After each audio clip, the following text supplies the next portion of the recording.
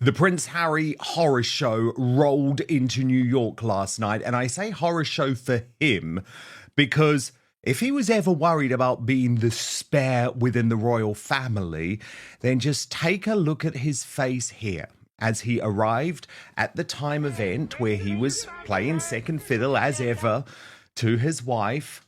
That's the look on his face when he comes to the understanding that he's not going to get any special treatment now that he's simply a little bit of royal arm candy for Ms. Markle. Now, I'm going to come to what was quite simply a bat crazy interview in just a moment. Full of lies, full of distortions, full of a complete ignorance about the fact that this is a woman who has a catalogue of bullying complaints about her, and we'll get analysis from royal YouTube sensation according to Taz. But before we get there, it is just worth taking a look at some of the oddities of this New York appearance. So firstly, the outfit. The outfit, which was both a ripoff of Princess Diana and Catherine, the Princess of Wales, although some wags online argued that at least those two knew how to use an iron. Royal Wales said she did it better and her suit was ironed correctly. Then, the security madness. Despite proving that it was absolutely unnecessary to have this four-car motorcade just a couple of weeks ago at the theatre, pictures obtained by Page 6 showed Harry, Meghan, and their bodyguards had 2 SUVs and 2 unmarked police vehicles. Of course, this was all perfectly timed as well in order to steal the attention from Prince Louis. Do you remember those beautiful pictures that were released yesterday by Catherine, the Princess of Wales, and Prince William, showing the young lad turning 7 with his teeth out of his mouth? And it was lovely to see that, wasn't it? Oh, well, guess what? Meghan just totally coincidentally decided that within this interview, she would reveal that Prince Archie, the royal who we never get to lay eyes on, has apparently also, or is just about to lose his teeth. So that's the setup, but let's get to the interview itself. And I have to say, the chief executive of Time magazine did an absolutely shocking job of proving that she was anything other than a fangirl. Because the introduction to this interview set the tone of self-congratulations while ignoring the reality. Okay, let's get straight to it. Meghan Markle, at a major New York event, randomly drops that Archie is about to lose his first tooth. And yeah, kids lose teeth, it's cute, it's normal. But when does she choose to share this detail? The exact same day Prince Louis's adorable 7th birthday photos drop. You cannot make this stuff up. We're talking about a kid we never see. Archie is practically a ghost royal. But suddenly he's headline material on the one day William and Kate's son is in the spotlight? Sorry, that's not parenting.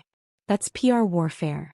Okay, so in some ways this interview was actually going to be very interesting because you could tell right from the start it was Meghan who was driving the narrative, and she was going to paint a picture of her completely wacky world that didn't at all line up with the reality of what we know is going on. So just remember Harry's face.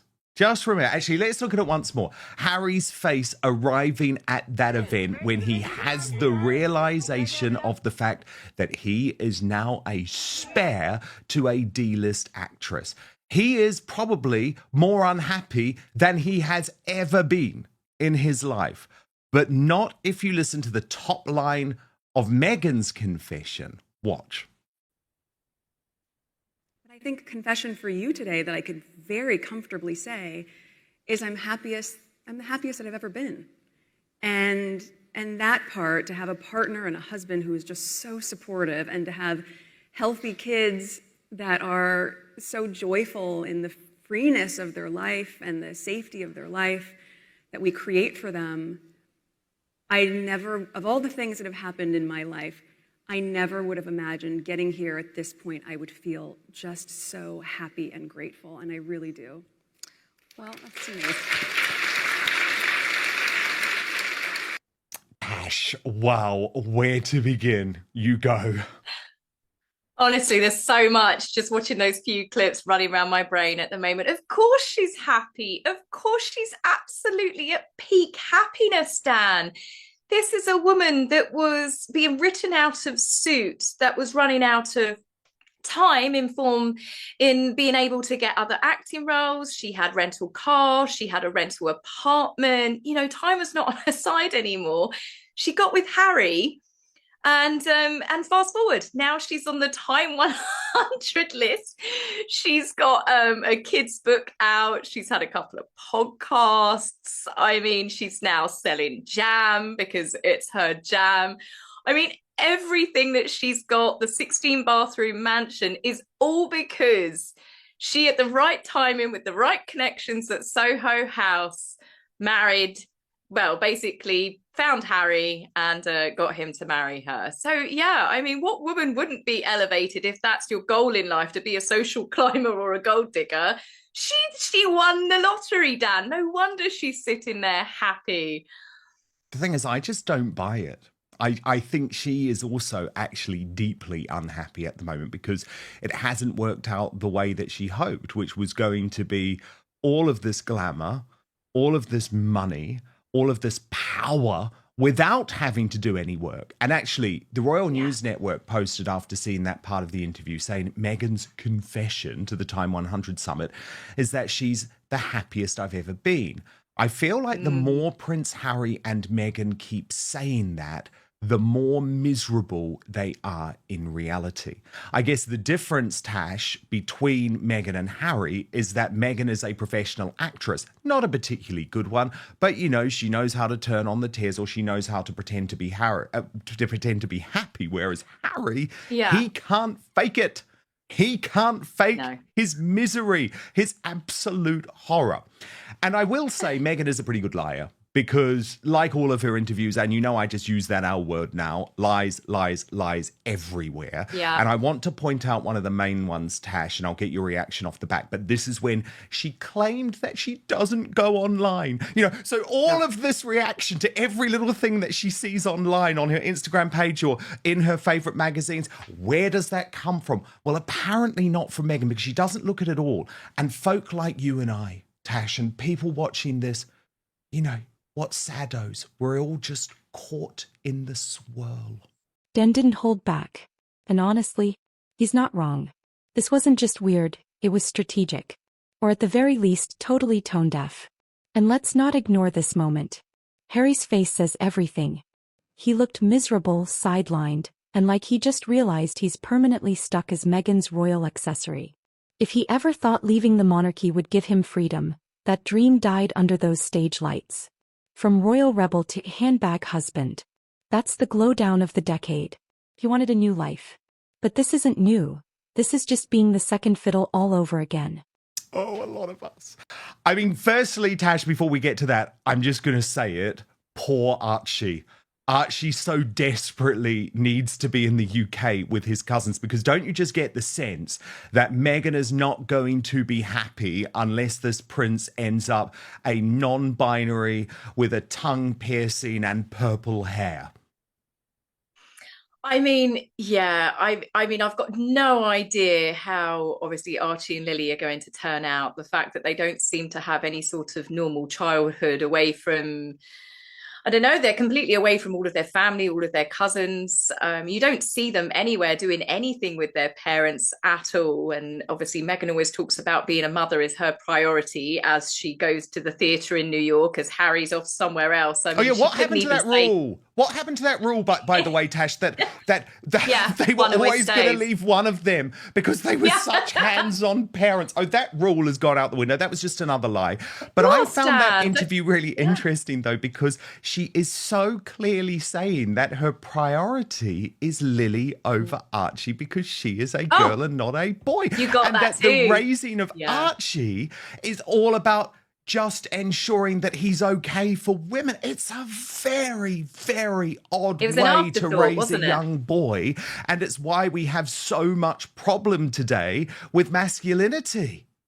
Of course, he's going to be brought up that everything's going to be toxic masculinity. He needs to be completely pussy whipped like his father Yeah, is. I mean, he's going completely to grow up cucked in like that his father. environment.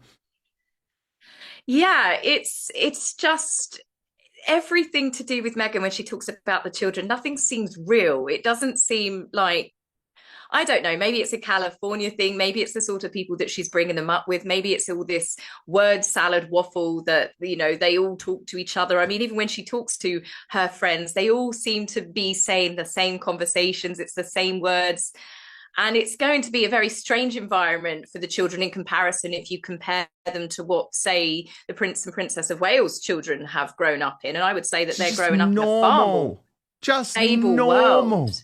Healthy, Just happy be children. normal. Totally. Like you said, I mean, Prince Louis looks so happy with his little toothless grin and the video clip they shared. That is just a normal, healthy child that loves the outdoors, spending time with his family and his cousins. And you see all the other cousins as well interacting. But you only ever see the backs or arms or a limb of Archie and Lily, and they're always around adults, never ever playing with other children. So whenever she mentions the children, it just, I don't know, nothing ever seems to ring true. No, totally. And you also just know, and this is why he's a broken man. And again, as you know, Tash, I have zero sympathy for the guy. But that is the type of rhetoric that is constantly put into Harry's head as well. It's like all about me because I'm the female founder. I'm the woman. You are there for me. And let's get on to the podcast because we're sort of living in a complete parallel universe in this Time 100 stage, Tash, where you would think that Meghan Markle is Joe Rogan, that she has a successful podcast, one of the biggest flop podcasts in the world, and Archetypes and Confessions of a Female Founder is certainly heading in that direction.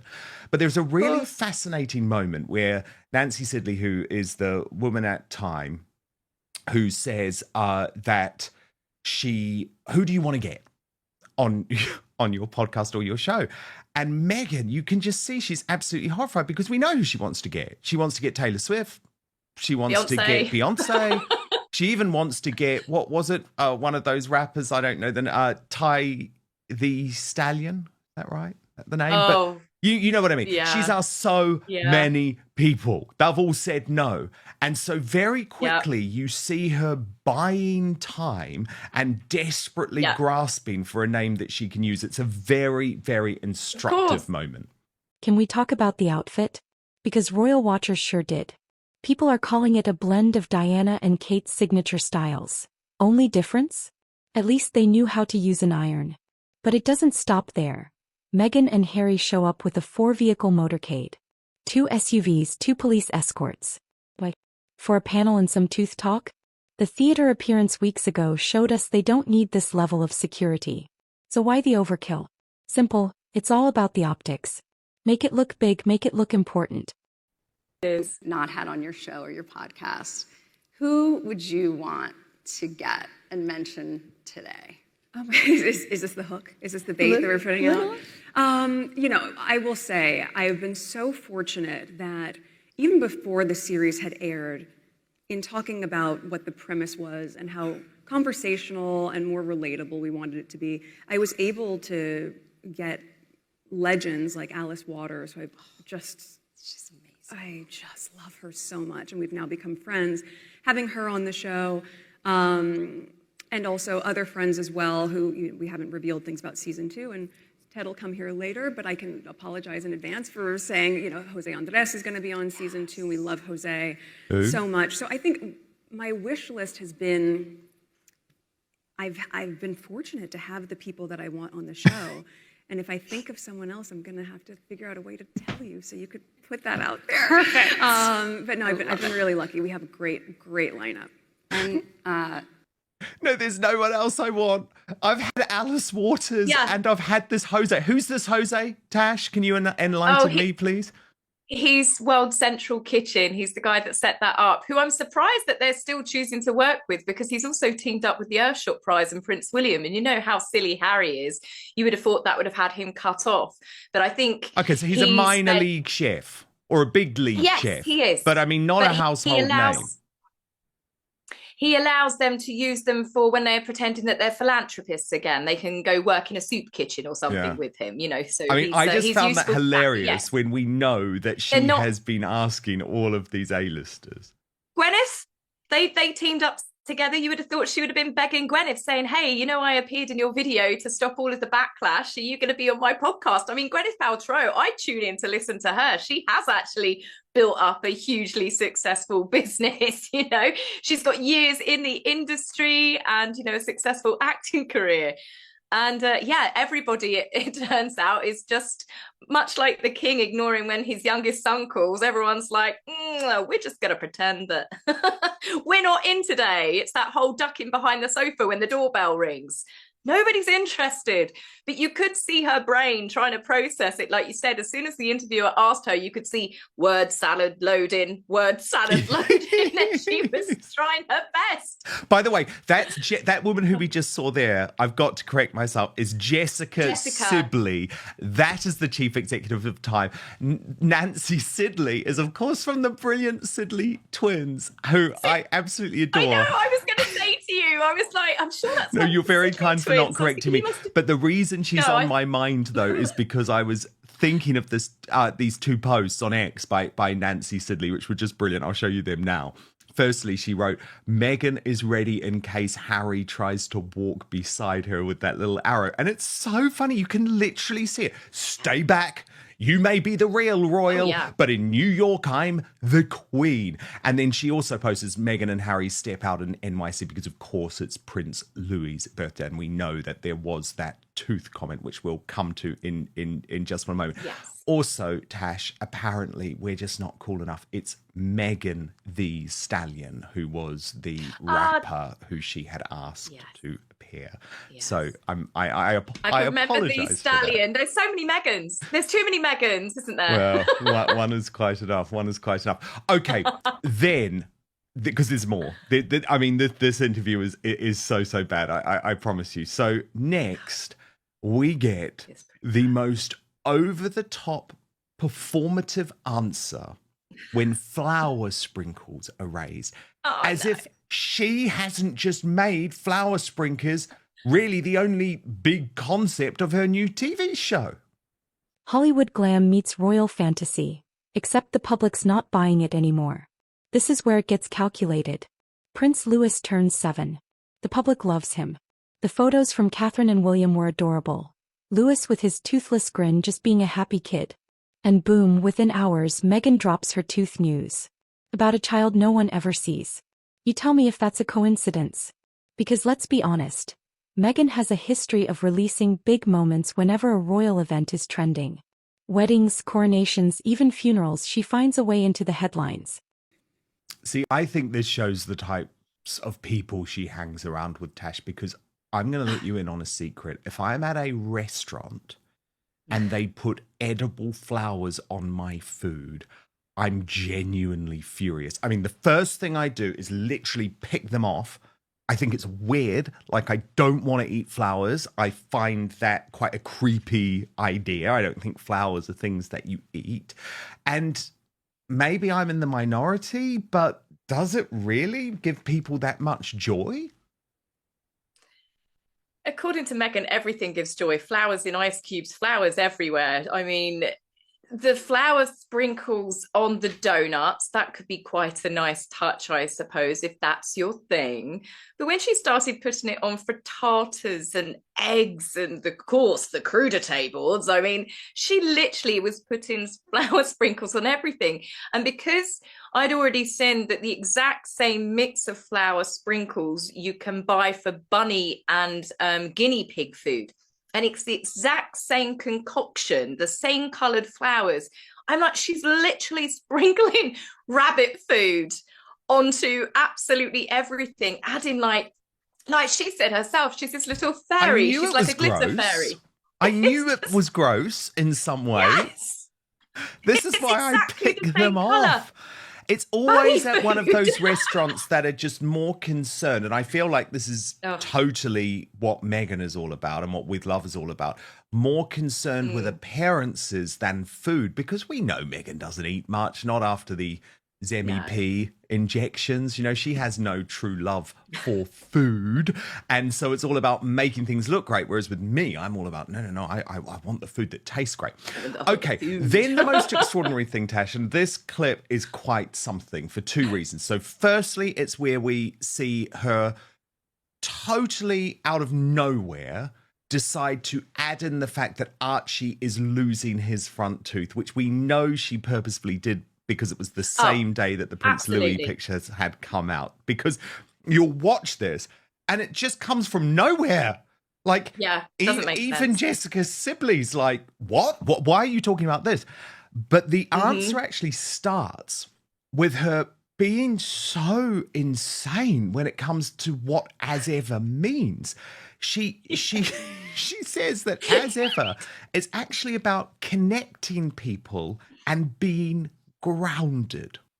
I mean, in other words, salad, by the way, because actually it's like my kids are most important, but I'm still doing all the work. Exactly.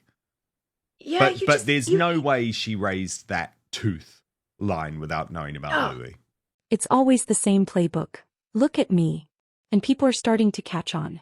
So here's the question. Was this just an innocent mom moment? Or was this a calculated move to hijack royal attention on Prince Louis's big day? Honestly, when it comes to Meghan, nothing is ever just random. And if you believe it is, I've got a Montecito mansion to sell you. No, she was in the car as she arrived and she would have been searching social media, because I do not believe her saying that she doesn't listen to it all. She gets notified if something's important. She does clapbacks, as does Harry. Every tiny little thing appears in a magazine, normally People magazine or whoever they're running to give exclusive. It's the Telegraph of late, isn't it? And every tiny detail, they've done a clapback. And I know that Meghan's on social media, and we know her friends are as well, obviously, because of the crying makeup artist got rather upset with me.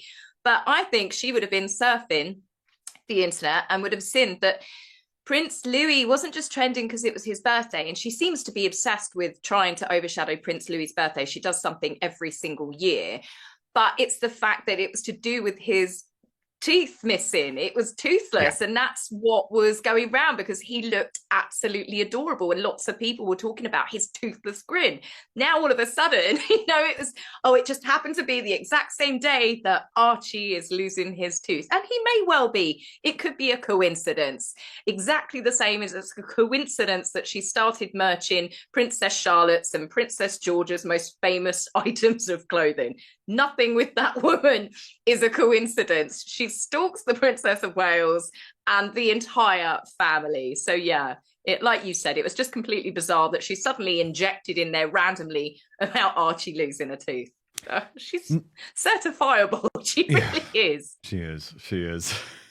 Now, let's get to the moment that I think is the most certifiable, actually. And this is where I will criticize Jessica Sibley, the chief executive of Time magazine, because she allows Meghan to pump out this propaganda about the fact that she is all about caring for the crew on her show and all about her love language. I mean, anyone, by the way, who speaks about the fact that they use a love language clearly doesn't use a love language, right? Because it's just so insincere.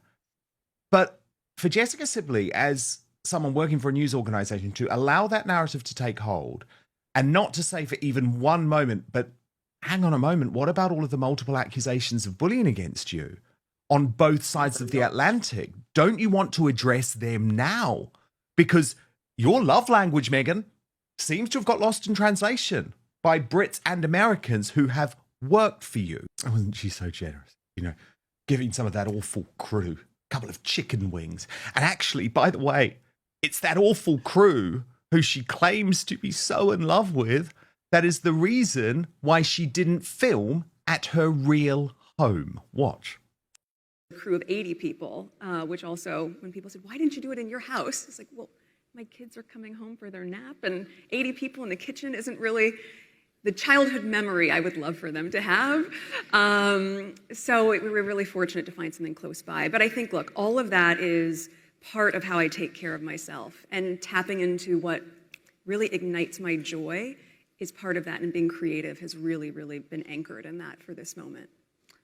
So Tash, that crew, that 80-strong crew. Yeah, 80 of them, Dan. Yeah. That she has such a love language with. I'm sure none of them, Tash, have to sign NDAs before working with Ms. Markle, because I'd love to hear them talk about her love language. We'll Wouldn't probably you? hear about it, Dan. I reckon once she's wrapped up and she's finished with Netflix, that's when you'll start getting the leaks, the same as we did with Spotify and Gimlet Studios, who helped Spotify, all of those people that were actually helping Meghan, trying to make Archetypes a success. And she was just as horrible to them. I think it was actually Spotify staff that ended up in therapy rather than her own staff. So, of course, she's nice to people when it suits her. But as we know, when it doesn't suit her, she's particularly horrid. There's far too many examples of her treating people appallingly for years, even before she got with Harry, from videographers to underlings on the set of Suits. So even now, there was a florist in Montecito that said that she screamed at her for like 20 minutes down the phone. Meghan is still trying to sell this whole... She's all about love and joy and kindness, but all you've got to do is look at all of the people closest to her, and she's treated terribly, like really cold. And I don't think that's going to stop anytime soon. So making someone a bacon and egg sandwich and sticking some flour sprinkles on it does not suddenly make her a pleasant person. And there were lots of stills taken from that Netflix show that got released on social media where you could see she was getting a lot of side eyes from people. So I'd imagine that she is still, like everyone that's worked with her, a pain in the royal behind. Patterns don't lie. In this one, it's loud and clear. All right, that's the breakdown for today. Do you think Meghan purposely tried to overshadow Prince Louis with her Archie tooth talk? Or are we reading too much into this? Drop your thoughts in the comments, smash that like button, and subscribe for more Royal reaction. No sugarcoating here.